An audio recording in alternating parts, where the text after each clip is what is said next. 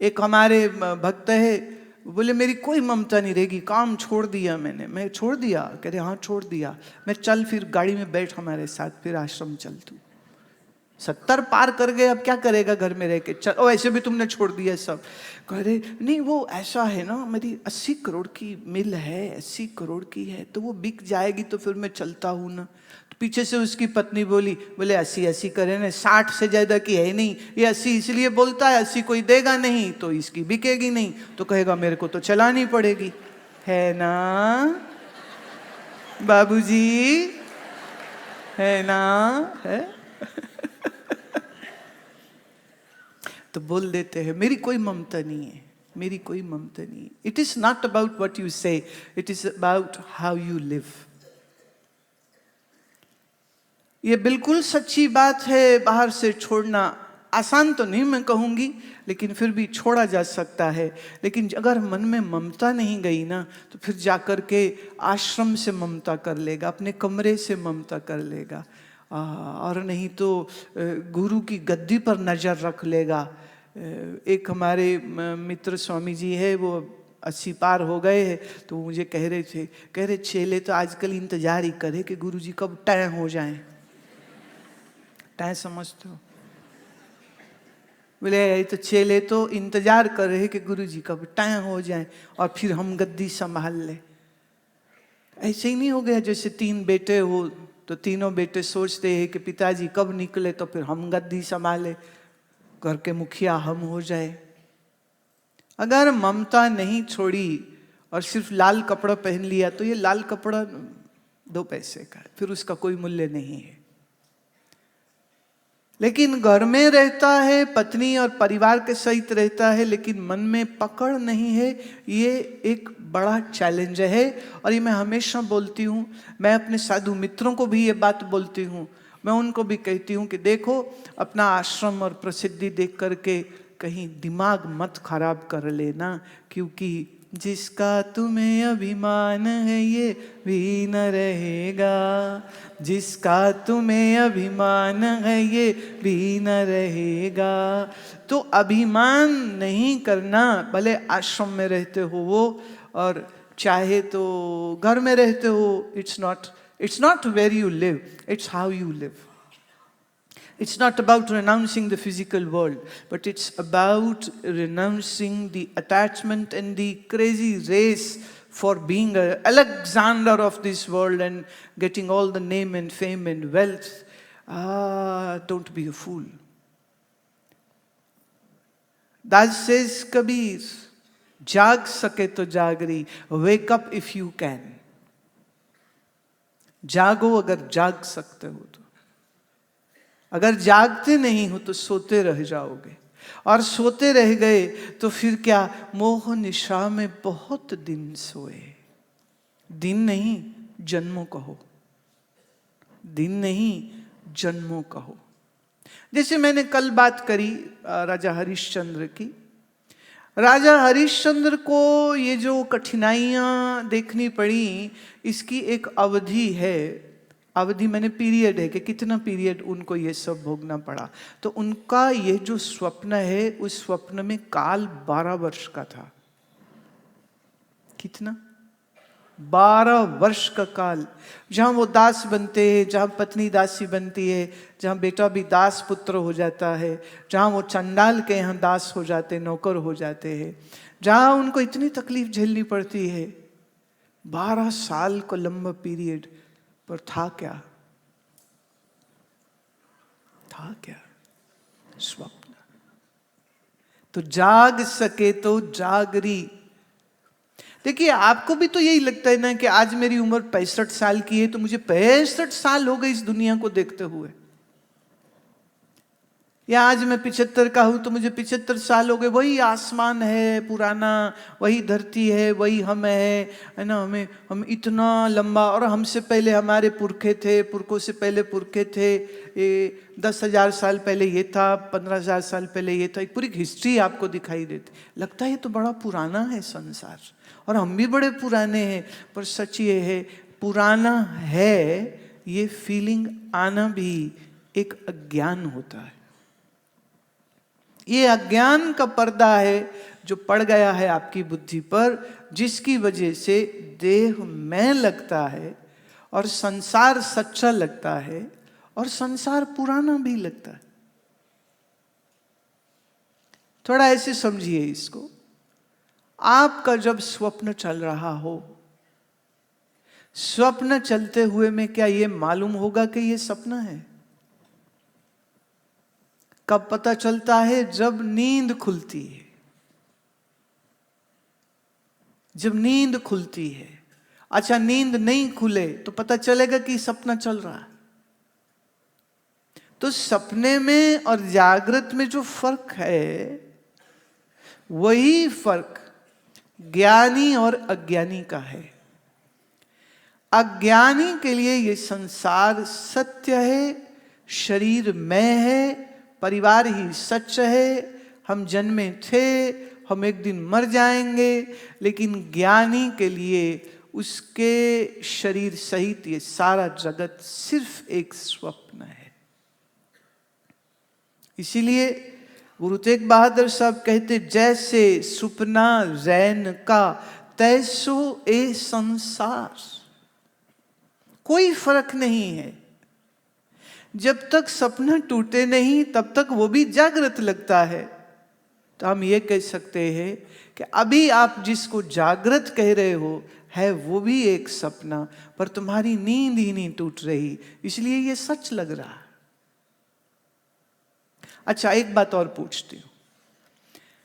स्वप्न के बाद एक और गहरी अवस्था नींद की आती जिसे हम कहते सुषुप्ति। Now, in sound sleep, do you remember in which room, in which city, in which place you are sleeping? No. It's only on waking up you come to know, okay, I am in Varanasi and not in Delhi. But when you are in deep sleep, then you don't have any info or even way to know. So your deep sleep eats up your waking state and your dream state too. सुषुप्ति तुम्हारी जागृत को भी खा जाती है और सुषुप्ति तुम्हारे स्वप्न को भी खा जाती है। और सुषुप्ति में क्या है? घोर अंधकार है और कुछ मालूम नहीं चलता। ये आप अनुभव किए हैं कि नहीं किए? कभी गहरी नींद आती है कि नहीं आती? कि करवटें बदलते रहे।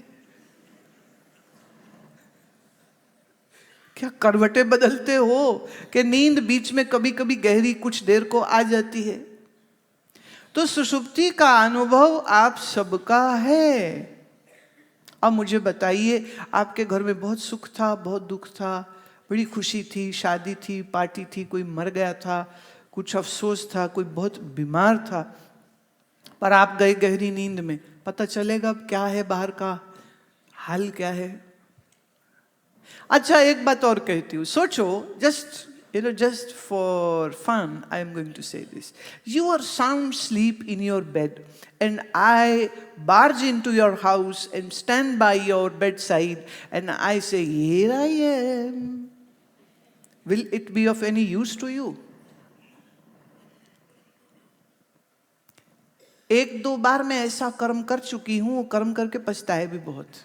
मैं बताती हूँ तुमको कहानी। एक बार हम कहाँ प्रयागराज से दिल्ली ट्रेन में आए, तो मैंने कार में जब हम बैठे ना, तो मैंने कहा चलो ऐसा करते हैं कि वो हमारे एक भक्त है तो उनके घर चलते, आज नाश्ता वहीं करते, स्नान आदि करके नाश्ता करके फिर आगे जाएंगे जहाँ जाना है। हम लोग कोई 7 बजे पहुँच गए। अब हम सोच रहे हैं हमारे बड़े प्यारे हैं, बड़े भक्त है तो अब जाएंगे तो कितने खुश होंगे। अब हमने सरप्राइज करने के लिए घंटी मारी, 1 2 3, कोई दरवाजा न खोले। मैं अब क्या करें, मोबाइल फ़ोन थे नहीं। तो चलो, मैं कहा एक बार और, तो थोड़ा जोर से दरवाज़ा पीट दिया और घंटी भी बजाई। दरवाज़ा खुला तो सरप्राइज तो मेरे लिए हो गया। ये बाबूजी अभी सोए उठे थे, कच्छा पहने घूम रहे थे। उन्हें लगा दूध वाला आया है।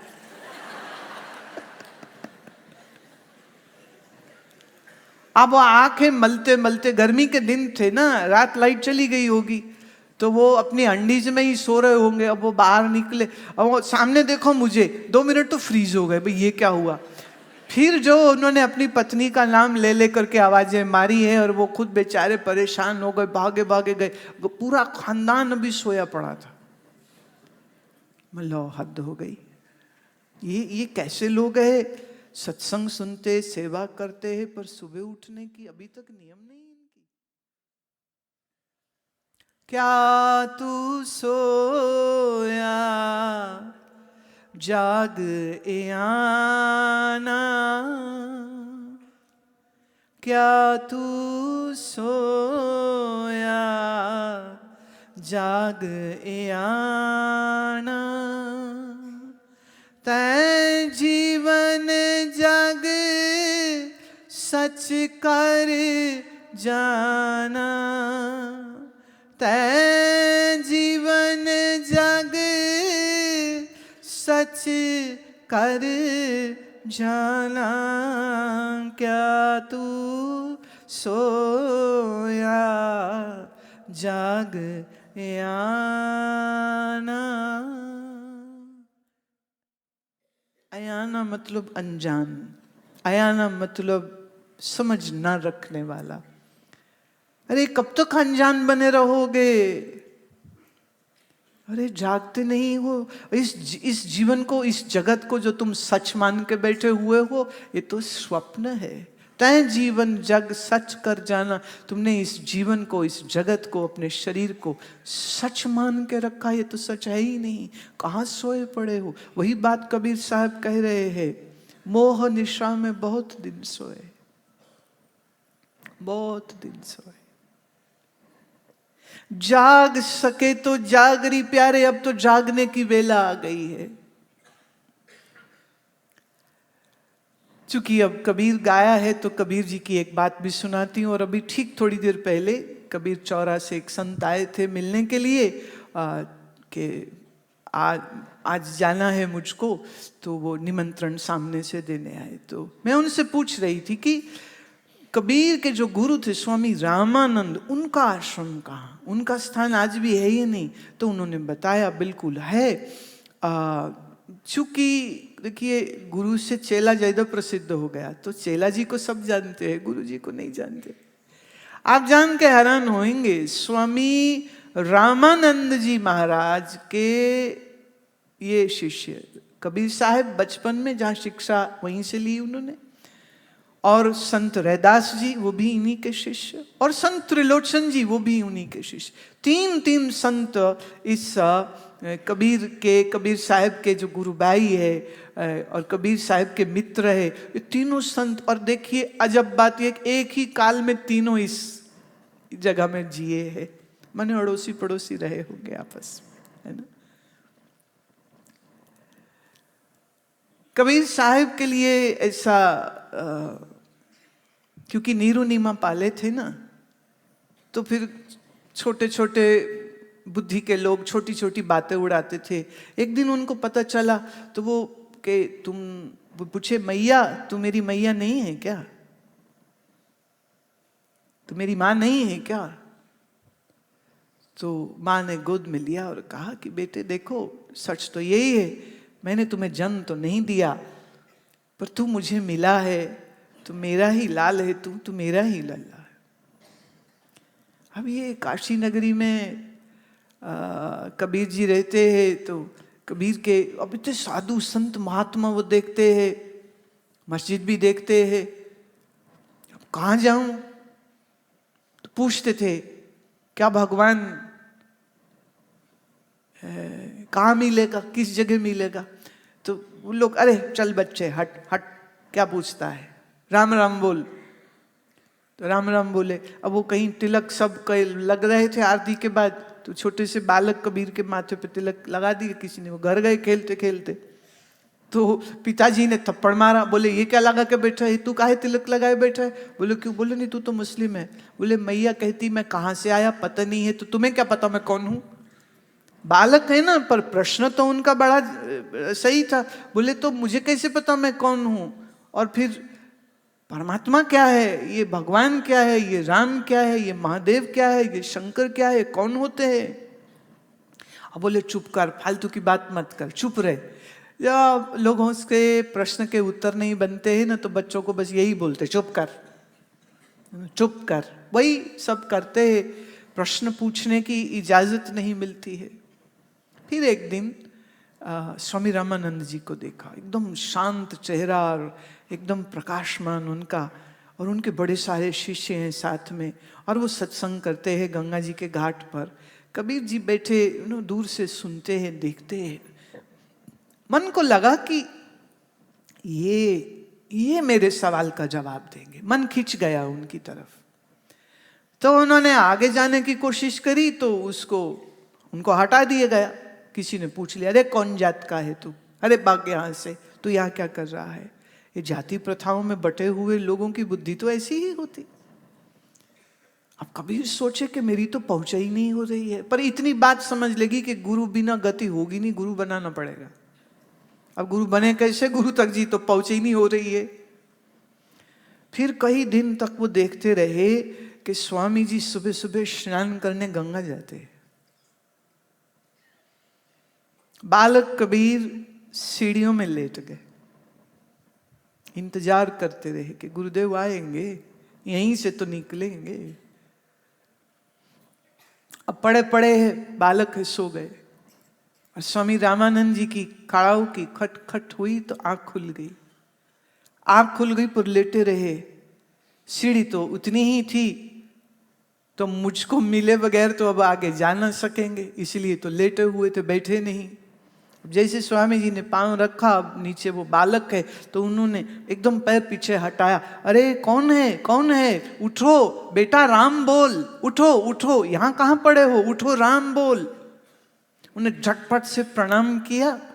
स्वामी जी तो गए गंगा जी स्नान करने, और कबीर तो नाचते हुए घर आए। माई गुरु मिल गए मुझको।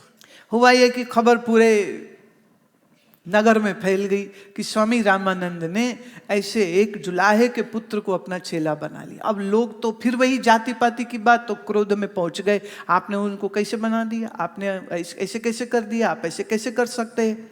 अब स्वामी जी बोले, भाई मेरे को तो बिल्कुल स्मृति भी नहीं कि मैंने ऐसे किसी बच्चे को दीक्षा दिया हो। बोले नहीं पर है। कहते चल बुलाओ उसको। तो उनकी बस्ती में गया और घर में खटखटाए, बोले यहाँ कोई बालक कबीर है? बोले है। तो कबीर बच्चे आए बाहर, बोले मैं हूँ कबीर। बोले तुम्हें स्वामी रामानंद जी ने बुलाया है। कबीर जी तो वो नाचे, कहा मैं ढूंढता फिरता था, गुरु मिलता नहीं था, आज देखो घर बैठे गुरु जी बुलवा रहे हैं, तो चलो। उनके साथ चल दिए। स्वामी जी के आश्रम तक पहुंचे तो कबीर प्रणाम करते हैं, दिन की रोशनी में इतने करीब से सदगुरु के मुखड़े को निहारते हैं, गदगद हो गए। स्वामी जी देखते हैं इस बालक को, तो उसकी खुशी, उसकी चमकती हुई आंखें, उसकी जो प्रसन्नता है वो तो थमती नहीं है। स्वामी जी ने बड़े मीठे स्वर से पूछा, कहते बालक तुम सबको कह रहे हो कि तुम हमारे शिष्य हो, ऐसा कब हुआ?